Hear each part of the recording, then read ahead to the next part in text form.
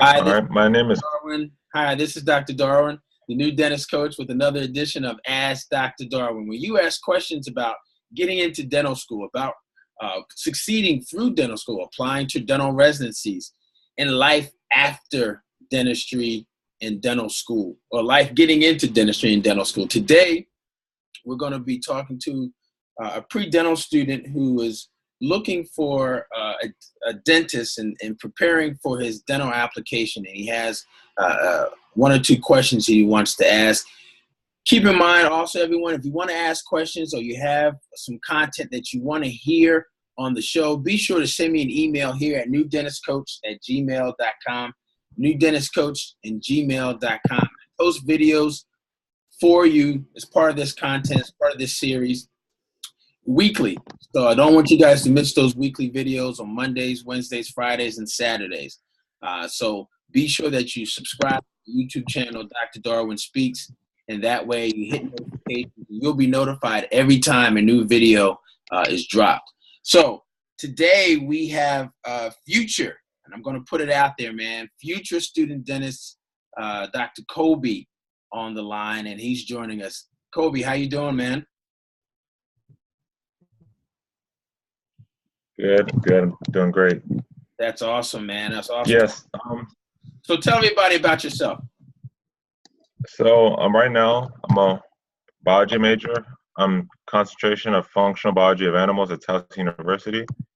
I feel like with the whole dental thing, I kind of jumped around a little bit, not because I know my mom was a pharmacist. I kind of kept my options open. I did I did pharmacy, took a pharmacy tech class, but I came to the decision, that wasn't the route that I wanted to take. I really wanted to do this dental school, go to dental school. And then recently I've been trying to get more dental specific volunteering hours, which I've found kind of difficult. I've called a lot of private practices and some corporations. Sometimes they tell me some corporations say they're not allowed to.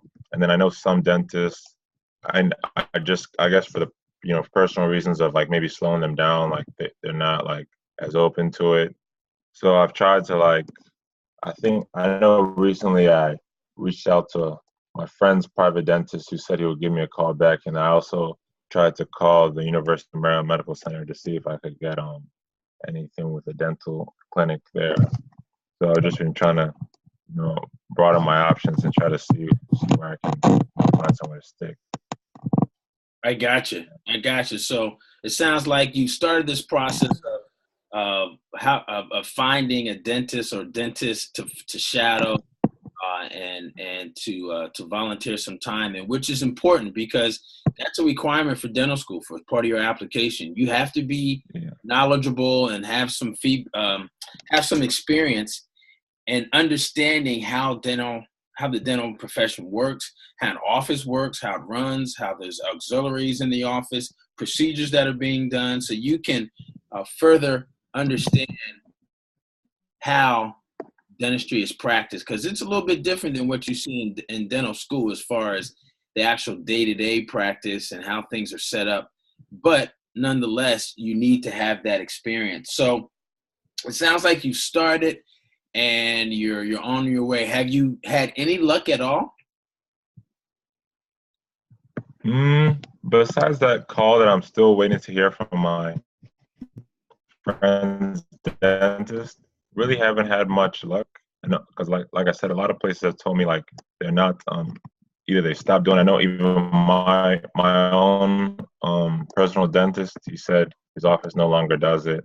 So just been trying to see if I can find somewhere. I know my friend told me that it's harder in our area, so which would be I live in Perry Hall, so that Perry Hall, Towson, Baltimore area. He said if you go further out DC, maybe have better success. Right. And that may be the case, man. You may have to make a list of 50 people, 50 dentists, and you may find 10 that may even reply and or be interested in doing it. There is no one best way to do it. There's no cookie cutter plan of action that that you just do it and it just works for everybody. You have to find the right fit. So I have a couple of things I wanted to share with you. I think that might be help you. Some 5 tips that may help you as far as trying to find a dental shadowing and volunteering experience. And I think one of them you've done already. As far as contacting your family dentist, he or she has said that they don't do it anymore. Okay, good. Maybe that's not going to be the opportunity for you. But like you've said already, and I think you've started to do, you have other friends and family that can help you identify some people. And that's how we got connected. I know one of my coworkers is very good friends with your mom, and they put us together. So in that Baltimore area, there's probably at least 10 people that I can refer you to that are practicing dentists, and it's not guaranteed, but at least it's a possible opportunity for you to connect with. So checking your family dentist is number one, what you've done. And another thing that you can do is check with any of the pre-dental societies of the schools that's in your area. I know you go to Towson University. Are you part of that pre-dental society that they have? Yeah. Yes, I am. Okay. So do you guys have meetings and meetings where you have outside dentists that come in and talk to you guys about dentistry? Yeah, we've had some people come in. I know there are some students at University of Maryland Dental School come in and talk about like their process and just the the application process, what they do when in dental school, like first year students, second year students, stuff like that. Right. Well, that's good. So as part of that pre-dental society, as people come in, whoever's putting that together for the group, they're pretty much doing the same thing too. They're out there trying to find dentists that would be willing to come in. Maybe there are some alumni, Townsend alumni that are current dentists that usually, we like to come back to our schools and kind of talk and network with the students, the pre-dental students. So I think digging deeper and kind of going back and trying to find more people through the pre-dental society is key. Keep that avenue open. The third thing is what you already mentioned. You mentioned that there's some University of Maryland dental students that are coming to Townsend or have come to Townsend, and they are kind of sharing their experience as far as their application process. One of the things that they have had to do too is, they've had to find offices, so tapping into that network and asking them about their dentist and maybe being able to utilize the same dentist that they use. It's just a matter of just networking with them and asking them. So you can add, a couple people to your list that you can reach out to just from asking those current dental students. And I was going to say, man, it's really important for this process, especially for you being so close to the University of Maryland Dental School. It's really, really important that you stay connected to them. Stay connected to those students, people that you meet. Make them they're part of your process as well. They are going to be an invaluable resource. They have, every year they have what we call an Impressions Day at the University of Maryland. Usually I think it's in October or November. And they have a full day program just for pre-dentals like yourself about tips about applying to dental school. They have speakers that come in. I know we do one of the presentations for them, but those students are going to be very key and very instrumental. So you've got to stay networking with them or stay connected to them throughout the year that you're applying. Go to all the events that they have. Ask them to put on their email address or email blasting so that you get all the notifications that come out through the school, through the different organizations that are at the school. So that's a third thing, because also keep in mind, they are in touch with faculty at the school. And some of the faculty, they have private practices or they work part-time. And if they're in faculty practice, if they are faculty members at the school, they typically like to have some kind of interaction with students. That's probably why they're at the school. So that may also be a direct link for you to maybe shadow or volunteer in their offices. So that's another reason why you got to stay connected to the dental students that you've met already at the school. Fourth thing is the local dental societies. Local dental societies, again, is something very similar to being connected to the dental students, but also that's where the dentists are. The dentists that are practicing in your area, typically most of us will go to what we call some kind of local society meeting, whether it be a study club, whether it be for general body meetings. And you want to be tapped into when they're meeting so that you can introduce yourself and see if there's an opportunity for you to work in their offices. So how do you find that out? Well, you need to go online. You need to go online and Google the American Dental Association. And they have a program right now that's called Find a Dentist. Find a Dentist. And it's based on zip code. And you would be able to go in and just kind of find dentists in your area, which you can add to your list of just searching and finding and calling them to see if there's an opportunity. Also in your area, the NDA, the local National Dental Association chapter, which is called the Maryland Dental Society, is a great resource. They have at least 2 meetings a year at the dental school where they interface with the student component, which is called the SNDA, the Student National Dental Association. So again, another reason to be tapped into those local societies because they are a resource for dentists. Okay. And the fifth thing that I mentioned, that I wanted to mention that will help you as far as tips are concerned is something that you've done already. Which is, ask other friends and family members and their friends if they know any dentists in the local area that you could potentially shadow. And that's why, we're pretty much on the call today. I've got at least 10 people that are in the Maryland, DC area that are potential leads for you. Because lots of times you'll find out, Kaobi, that it's not what you know, but it's who you know. And not only who you know, but who they know in addition to that. Yeah. That's key. That's very big. That's definitely for sure. Yeah, that's something. Yeah.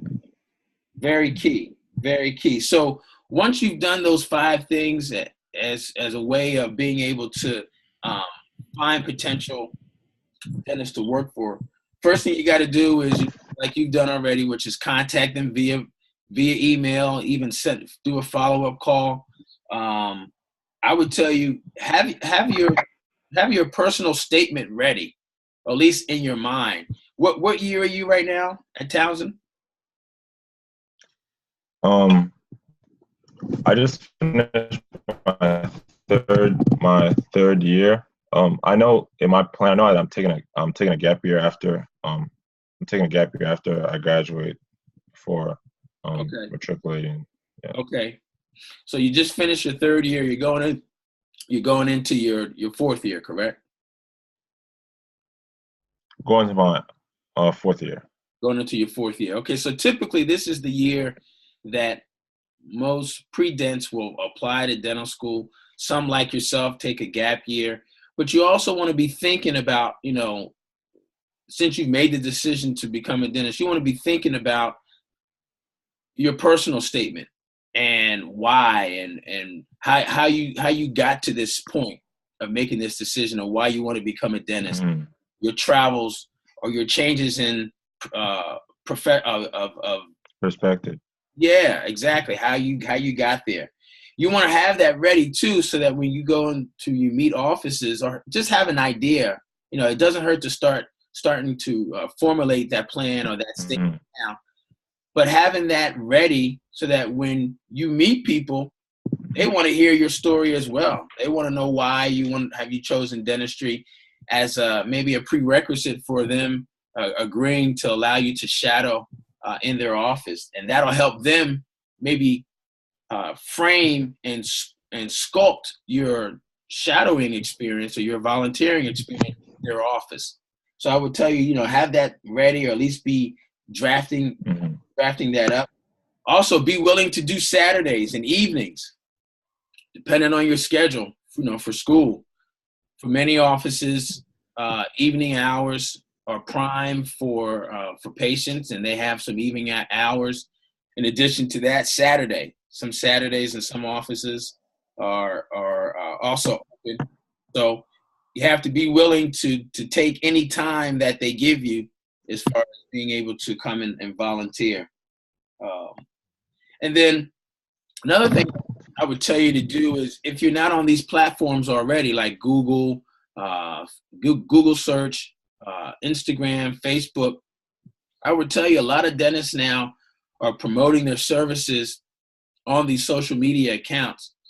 Not only is that a way to kind of search and find people and prospective dentists, but also it's going to help you see the different procedures that we are doing, that we're doing in dentistry, which will also enhance your volunteering experiences. You may find things, and I'm going to have you put your camera down a little bit so I can see you there. There you go. You're gonna find things in the office that you may not have even seen before. But what's so nice about that experience is that you can go back and search it on Google or look for it on these other social media platforms, so that you can start to learn outside of your shadowing experience. You can see a lot of us are posting procedures that we're doing, whether it be extractions and denture delivers and crown preps and veneers and all those types of procedures. That's what's so nice about having that medium right now. You can continue to learn even outside of the office and outside of your shadowing experience. So I would tell you, you know, utilize that and start searching for dentists that are posting on those social media platforms. And then the last but not least, man, I would tell you to do this, and this is probably most important than probably I think it's the most important, which is keep a journal. Keep a journal. Grab yourself a notebook, and every experience that you have on a daily basis as it relates to shadowing in someone's office, keep a journal. What was done, what you saw, and give some reflection on it also. Make that part of your daily journal entry. And I say to do that because that also is going to prepare you and allow you to add stuff to your personal statement, but also it's going to start preparing you for your interview, right? It's going to prepare you to be more knowledgeable when it comes to having conversations about why you want to become a dentist. Tell us more about your story. And your shadowing experience and volunteering in offices that's upcoming, all of that's going to be part of your experience. All of that's going to be part of why you want to become a dentist, that you want to be able to share to the admissions committee, that you want to be able to conversate to have conversations with the admissions committee just like this. It should be automatic. But I think it's going to be more automatic just by you keeping a journal and you documenting your experiences as a future student dentist that's volunteering and shadowing offices. So I will give you a list of a couple people that I know that are in the Baltimore area, but also other areas of Maryland and College Park, Bowie, and also in DC, that you should reach out to and see if they are available for that experience. And keep in mind, just because they are not available doesn't mean that they may not have 2 or 3 colleagues that are. Again, it's about networking. It's not it's not what you know, but who you know and who they know in addition to that. Okay? Yes, sir.